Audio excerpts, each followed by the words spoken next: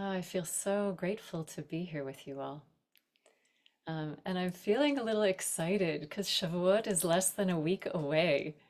This incredible celebration of revelation at Mount Sinai, of the giving and the receiving of Torah that we've been preparing for day by day. If you've been coming to the sits, maybe you've been experiencing this process of it almost feels like seeing the mountain way over there. And each day we step closer and closer, and we're preparing. We've been preparing to practice being open, receptive, as Mark was so beautifully teaching yesterday, of making our hearts and minds like the desert, expansive, as Josh was teaching the day before. And we're readying ourselves, really preparing to receive the insights of Torah, to receive the very presence of the divine. And every time we meditate, we're practicing arriving into presence. So before we do anything else, before we explore anything further, let's settle in for a few moments. You can take a position that feels alert, awake, and also enables you to soften.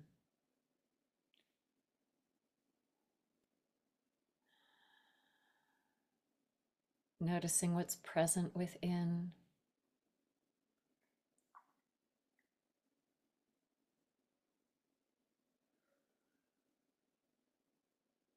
Let's give ourselves time to arrive.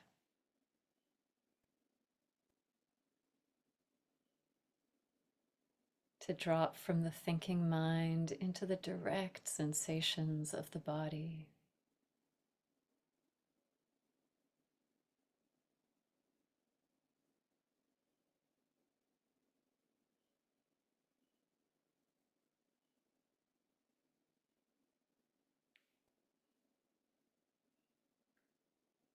Your eyes can be open or closed, but drawing attention inward.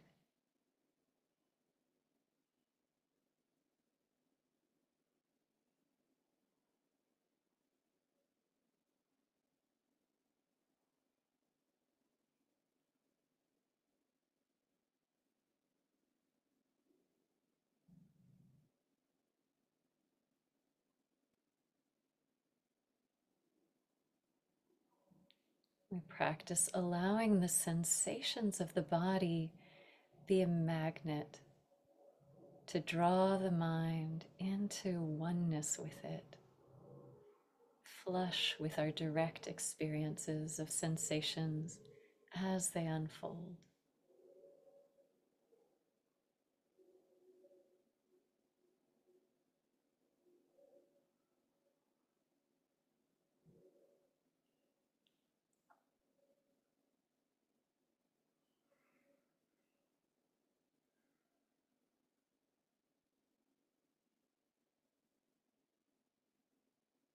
As I share a teaching, you're welcome to stay with your inner experience. I want to share a teaching about receiving Torah from the Hasidic master Rav Shalom Noach Berezovsky, also known as the Netivot Shalom. He's from the Slonemer Hasidic lineage, and this is a teaching from his Parsha teaching for this week, Parshat Bamidbar. And it's worth saying that the teaching that he offers feels impossible to me. I want to name that. It feels impossible to achieve. And he shares a practice that can move us along the path toward this elevated, ideal spiritual goal. So he says, well, he describes the scene of the Israelites encamped at Mount Sinai, and he says this: "It is only because the whole of the people were unified that they were able to receive the Torah." What a statement. Only because the whole people were unified could they receive Torah. And he's drawing on an earlier commentary that understands that despite the fact that the Israelites were in conflict previously, they encamped at Mount Sinai as one person with one heart. He says they embodied the quality of ve'ahavta l'reacha kamocha, loving one another from the grounding of loving themselves in this unifying, loving orientation. And I read that and I find that to be a beautiful image. It feels like sacred mythology and ancestral imagination, all of them united as one. But Rav Shalom Noach extends this image to us as an imperative for this moment. And he's teaching that our ability to receive Torah is dependent on the entire Jewish people being unified, one person with one heart. I say those words and I feel grief and heartbreak. I don't know if the Jewish people have ever been unified, but right now I feel the jagged fault lines of our divisions and the intensity of conflict in a moment of so much pain. And I want to hold those feelings with loving attention and bring that all to partner with practice. So maybe the question for us is less whether or not we can actually attain unity, the whole Jewish people as one, but how we engage in practice in the strong and clear direction of this gravitational idea. So, how do we nurture a sense of ourselves as unified? How do we orient ourselves in that way? Rav Shalom Noach says through the letters of Torah and through the wholeness of Torah. So in this week's Parsha, the Israelites are counted. They number 600,000. Well, actually, the number's a little bit more, and it's only counting the men who can fight in battle. But this number, 600,000, is the archetype of the wholeness of the Jewish people. And even as our current numbers far exceed 600,000, the teaching is that this is the number of root souls that were at Sinai, and every one of us is a part of those 600,000 root souls. And Rav Shalom Noach says it's also not coincidental. Our tradition teaches that there are 600,000 letters in the Torah. Well, in fact, there are about a little more than half that number. But as one beautiful commentary says, we don't only count the black letters, but also the white spaces. So those are also counted as letters, black fire on white fire. So 600,000 souls, 600,000 letters in Torah. And he teaches, not coincidentally, that the four-letter name of the divine, of Havaya, Yud-He Vav-He, of being itself, mystically also has 600,000 permutations. So every single one of us, Rav Shalom Noach teaches, is a letter of the Torah. Every soul is one letter, and the Torah would not be complete if you were not present here in this moment. And each and every one of us is an expression of the limitless one. God's presence in the world would not be whole, as it were, if one of us were missing. And each and every one of us is essential to the whole of the Jewish people. Any sense that you might ever have of not belonging, of not being the right kind of Jew, is upended by this perception that the whole and wholeness of the Jewish people depends on each and every one of us, knowing ourselves as part of the whole. And so our practice is to devotedly, this is what he says, devotedly include oneself through all of one's divine service into the totality of Yisrael, the totality of Torah, the totality of the divine. We start by doing this with ourselves, and then we practice opening this awareness to every other member of our beloved people. The ones we agree with, the ones we don't, the ones who feel liberating and aligned, the ones who feel threatening and dangerous to us. We open to this quality of gathering in each letter, each soul, each refraction of divinity. So I want to practice with you to see what we can experience together. I'm sharing on my screen. Let's see. Can you see Torah script? Can you give me a thumb up? Okay. So I want to start with the question of what is your letter in the Torah? Maybe you already know. That's pretty cool. If not, there are Hebrew letters on the screen. And I'm going to practice just as to be an example for those who might not know Hebrew, not know how to discern letters. I'm circling with my cursor the letter Bet of Bamidbar from our Torah portion that has a vertical line as like a roof. A horizontal line like a roof, a horizontal line like the floor, and a spine connecting them with open space in its center. And it's the sound of the letter Bet, B. So I invite you to choose a letter. Don't worry if it's not your ultimate letter, the essential letter. It's your letter for today. So take a moment to just look at these beautiful Torah letters.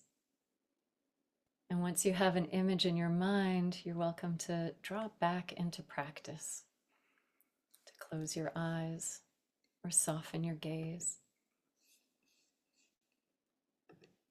And see if you can draw in the cherished feeling of this as your letter.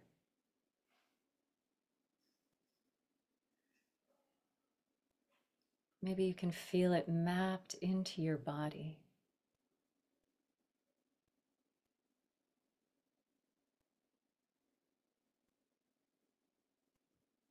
Feeling the shape through your legs and spine.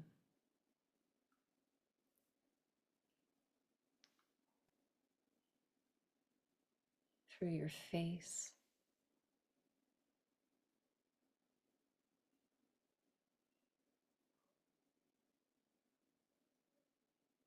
Your unique letter of the Torah.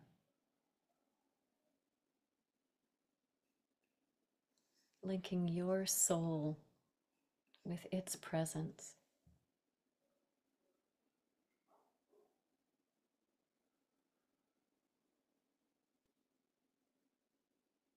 You might sound the letter, if you know its sound, to yourself a few times, and let the sound of it drop into your body and being.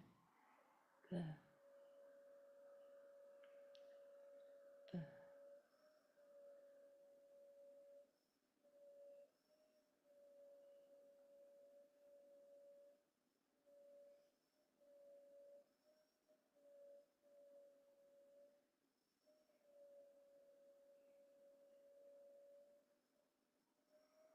Calling to mind too, and bringing into your felt sense the negative space around the letter. The white fire on black fire. Can you sense the space around you?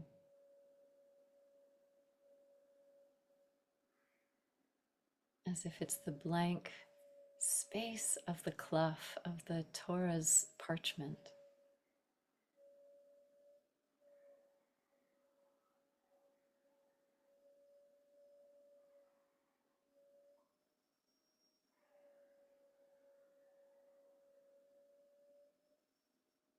Can you drop in the question without it being a mind question, but a dropped in heart question? What radiant Torah is coming through me, through my soul, through my letter? And can you linger in that?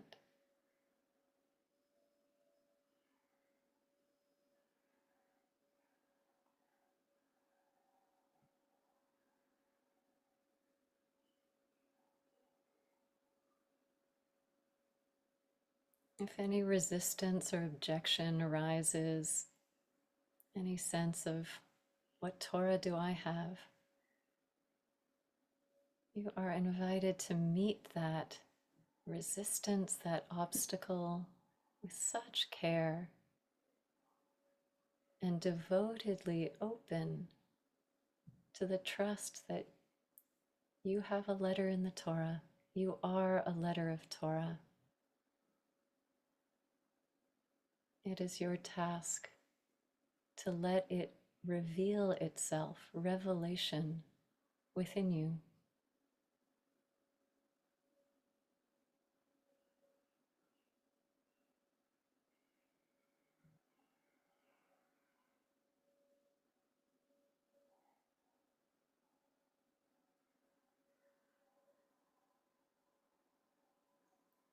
You can touch the truth that if you were missing, the Torah would not be complete.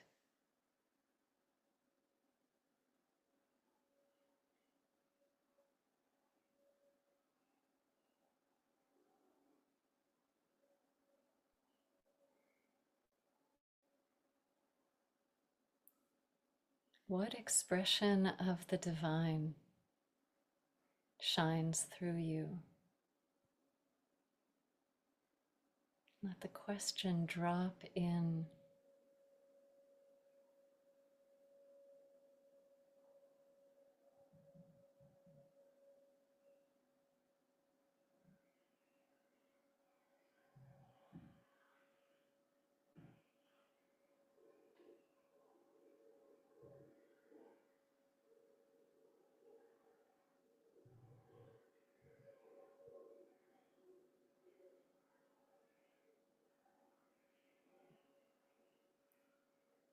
Now I invite you to picture the other letters of one word of Torah. So you as a letter, and even if you don't know Hebrew, you can imagine the shapes of other letters around you. Each one an essential, cherished soul. Maybe you can picture beloveds, family members, friends, as part of the same word with you.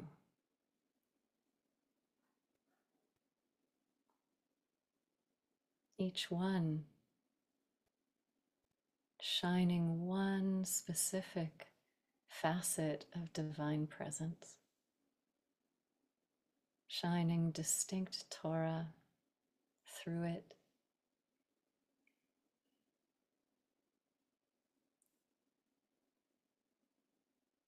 A soul essential among the people, the whole people.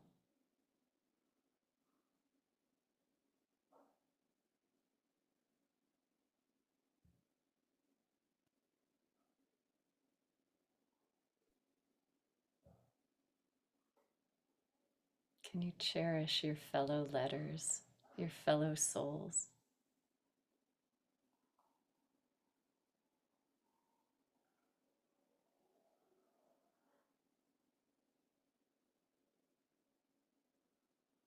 And now imagining other letters, other words. Imagine the entire one whole clough, a whole parchment piece filled with individual souls, individual letters, gathering in those you adore, those you feel connected with, as well as those you find challenging.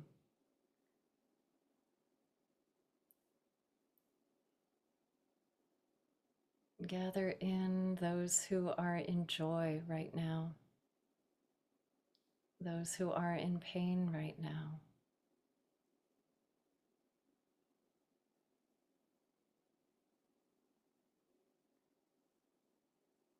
Each one a letter, each one a refraction of Torah, of divinity.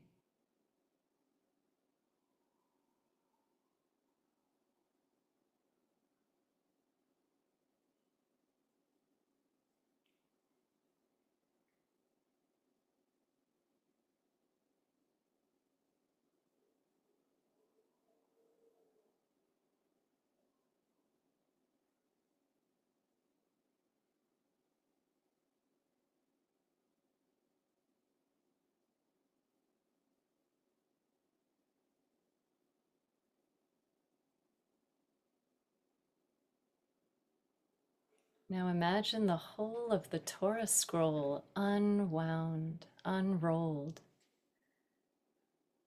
to reveal the entire Torah.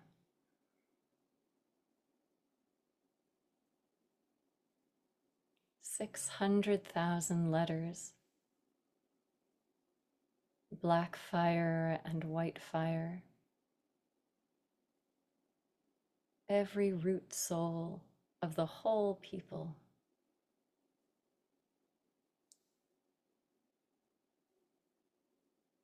Six 600,000 refractions of the divine oneness.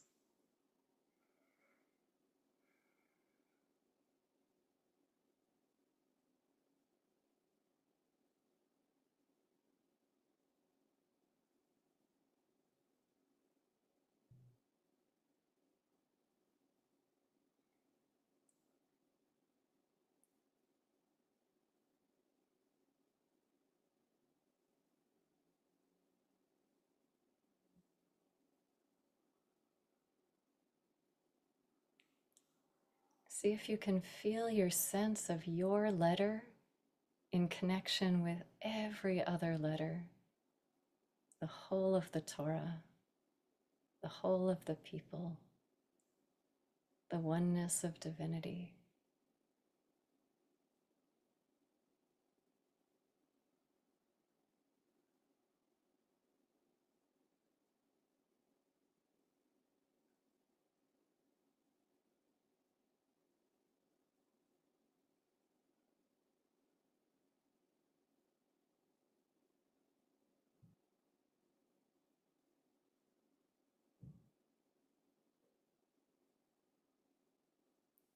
As we bring our practice to a close, perhaps there's an intention, a blessing in the practice of connection and unity that you want to bring to yourself in those places where connection feels difficult, or toward others.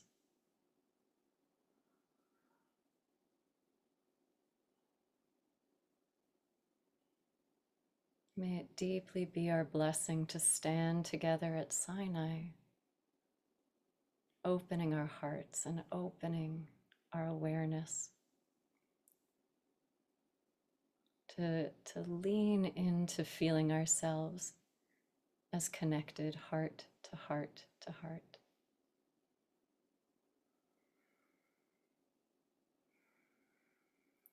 You can allow one more breath to move through you, and in your own time to bring attention back together.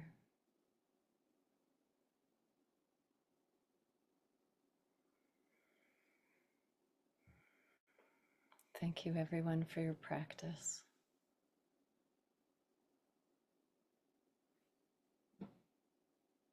So much, Miriam. Just beautiful.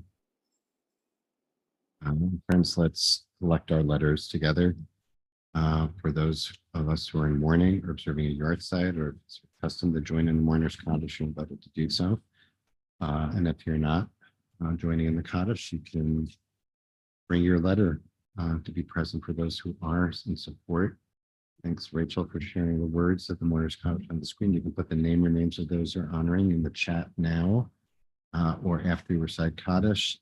And I invite those of you who are joining me to rise in body or in spirit, and you can unmute at this time. Gadal, Kadash, Shemei Rabba, Nama Dibra, Miriam Shemei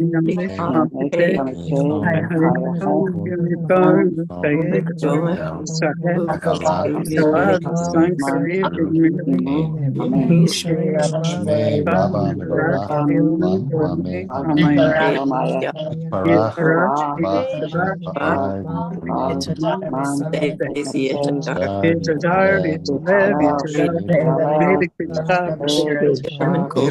Ela Mikol, Shirata, Anurali Amavi Shama Rabban Shaya, Lena Yaltoya Elvi Anurali Shalom Say Shalom Minimum, Dinama Kuya Say Shalom Shalom, Lena Meir, Yaltoya Saya Bel, Yes Say Kol, Tavel Koshe, Tevel, Amen. Elu, Meihu. Amen. Yes, shalom. Amen. Israel. Amen. Amen. Amen. Friends, thanks for joining us today. And if you're leaving us now, hope you'll join us tomorrow. It's Rosh Chodesh Sivan comes in tonight and tomorrow. And El Shai will be leading us in practice. And on Monday, just looking ahead, Sarah Waxman of At the Well, who usually leads us on or near Rosh Chodesh, the beginning of each new Jewish month, will lead us on Monday next week as we come closer to Sinai and Shavuot, which is next Tuesday night. Just a reminder that we will not be meeting live next week on Wednesday or Thursday in observance of Shavuot. So next week we'll be meeting Monday and Tuesday and Friday.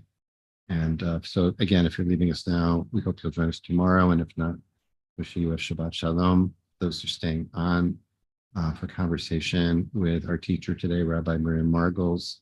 You can put questions or just reflections or anything that came up for you in your experience with this beautiful teaching and practice today. Feel free to put that in the chat. And if it's a question, please write question all in caps so I can keep an eye out for the actual questions to share with Miriam. Miriam, that was just a gorgeous practice and so perfect for this week, leading into Shavuot. I wish I was trying to remember the words you actually used when you were inviting people, when you invited us to identify our letter of Torah. You just put this so beautifully. I don't know if you can recreate it. Basically, kind of the unique refraction of divine that shines through each person in each letter. And it's just struck me listening to that and sitting with that and sitting with the question of what is the, first of all, can you remember exactly how you put that? If you I'm present in the moment. I'm not. Okay. Anyway, now I don't want to put you on the spot. Anyway, it was to the effect that we each have, and I really like the word refract in this case, that the light, divine light, refracts through each of us in our own unique DNA and environmental makeup in a way that is irreplaceable. And it just struck me that question goes right to the heart of spiritual practice. To remember that that's why we exist. I exist for that purpose. And each of us exists for that very purpose. I'm not sure there's a question at the end of this. I just want to put a point on it and see if you want to elaborate on that. And also for people, if you'd like to put in the chat, how that question landed for you, what that brought up for you. Because I feel like it's so ennobling for people, regardless of ability, stature, social status or whatever. It doesn't matter, where people are in the the illusory social ranking order, that every single human being has that purpose, and that it imbues life with so much kavod and honor. Yeah. And you want to add or share on that? I just Yeah, I'd so love to. so appreciated that question. Great. It feels like such a beautiful paradox Mhm. that on the one hand, to say that through my very existence, through my practice in being as fully my distinct self as I can be, I bring forth divine insights into divinity and Torah and truth and existence that would not come into being were it not for my presence. There's something quite, use the word ennobling, um, it sort of an inhabiting of self fully, and at the same time, I find it so humbling. This image, I've been playing with this image from Rav Shalom Noach for a while, that each of us is just one letter. And every other letter, every other human expression is also as precious, as distinct, as essential. And so my role is to both delve deeply into my direct experience, my opening practice with presence, and to engage with every other human being with that same awareness. I think it holds, there's something self-lifting and something self-dissolving Mm-hmm. in that. At least one person asked, and it would be really interesting to see in the chat for those who are willing to share what letter you chose and why, or what came up for you. That would be, let's see what words we can spell out. It's almost like a Jewish spiritual Scrabble or bananagrams here. And it is a simple and profound practice. Let's see. All right, so here's a question and an answer. Judy wrote, my letter is Yud, which is a tiny letter with more white fire than black fire. Any thoughts on how to meditate more on this, on the Yud? And others also were called to Yud. I love this one here, the only letter that flies or floats. Only How what? about, it's the only letter, Mira wrote, that flies or floats. That's so beautiful. That is great. I don't have different guidance for that letter. I think part of what I find so interesting about this practice is that there's a visual or a shape component. So each letter evokes in different people different qualities of, does the Yud feel humble and small? Does it feel to you kind of open and suspended? Mhm. Does it might differ from one day to the next. So I kind of want to turn the question back to you as an offering in practicing and seeing what's true for you. I think it's so rich and evocative. And you can focus on the dark letter itself and see what that Mhm. stirs. You can focus on the space around it and see what that makes available. Beautiful. It's beautiful. And I'm going to, so there's another question I'm going to share with you, Miriam, and then I'm going to share a little bit, those the letters that what people wrote. So beautiful. One question is just to explain a little bit more what is meant by that expression, black fire on white fire. Like, what does that mean? Can we unpack that a little bit? While that's percolating, just look at this. This is so fantastic. I chose Aleph, the beginning of creation, ones with God hugging me. I have always been a Lamed. I chose Vav for straight and strong back. Samach seems like a circle. Resh, it just came to me. Shin, because of the crown holiness that appears in Torah. It's a reminder of my holiness. Aaron,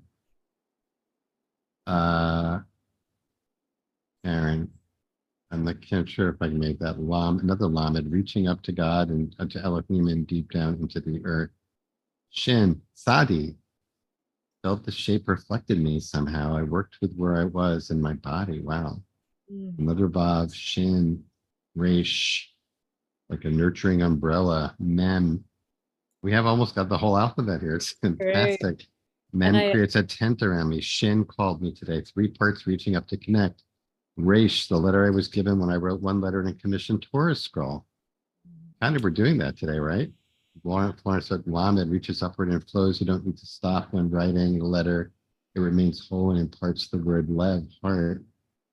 Oh my God, these are fantastic. beautiful. Keep And them coming. I notice Rena's comment, experiencing Yud within Hey as one Echad. So we can explore our own letter and which word is it contained within, and how do the shape of the other letters around it also contribute a sense of the distinct Torah that's coming through it, that's coming through us in its context, and then in its larger context, and then its larger context. So evocative. These are really fabulous. Thank you all for thank you all for sharing. All right, so what about the fire? Fire.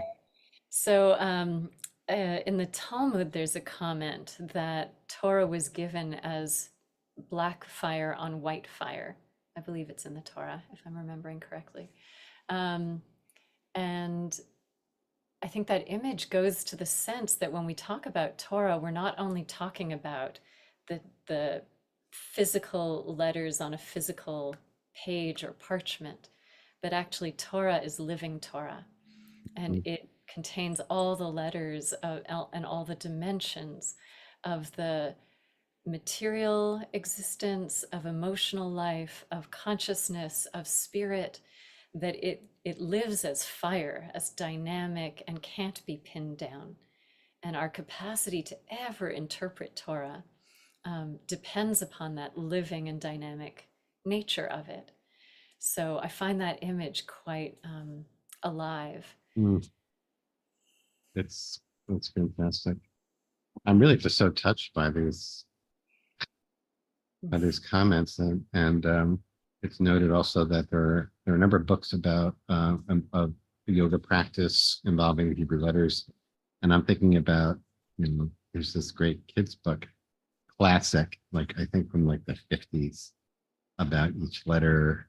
If it's based on the midrash about like which letter abide to be the first letter in the Torah, until of course the Bet one. Okay, let me see if there's any other questions. Go ahead. A thought to share, that this practice in and of itself of exploring what is your letter and embodying it and cherishing it and connecting with it and feeling connected to the other letters of the Torah, that can stand as its own practice. Right. What the Netivot Shalom is adding to it is how we make this a practice of being connected with each other and unifying. Right. And maybe as homework, my dear ones, should you choose to take this assignment, when you're out in the world and you're with other people, you can wonder what words you're creating just by being together. And I find that quite delightful. And wondering when you're with a group of people sitting in shul or on a bus or where there's a larger group of people together, to wonder what verses are you creating? What whole passages of Torah are you living? And how do we really not make this abstract, but try to make it as concrete as possible by looking into the face of another, by even if there's someone you're in conflict with or finding challenging, to extend your heart and not exile anyone from the Jewish people, from the Torah, That doesn't mean accepting every behavior or ideology, but at its fundamental core, that we cannot be whole without every single one of us. Oof. Oof, oof. That's beautiful. Well, I wish if we had more time, we could go into breakout groups and try that out. Just with everyone bringing the letter and see what it created, and then combine some of the breakout groups to make a verse, and then, all right, one day. It's a great practice, Miriam. Thank you so much. Rachel, thank you so much for holding our space today and so often. And Rachel is off to work at a camp over the summer. I'll be back later this summer, and we wish you a really wonderful time, Rachel. The kids who will be and staff working under you will be very, very blessed. And we'll look forward to you when you return to join us. And thanks to everyone for being here. We hope you'll join us to practice with the El Shai tomorrow and sit in Shabbat together on Rosh Chodesh Sivan. Many blessings, everyone. Be well.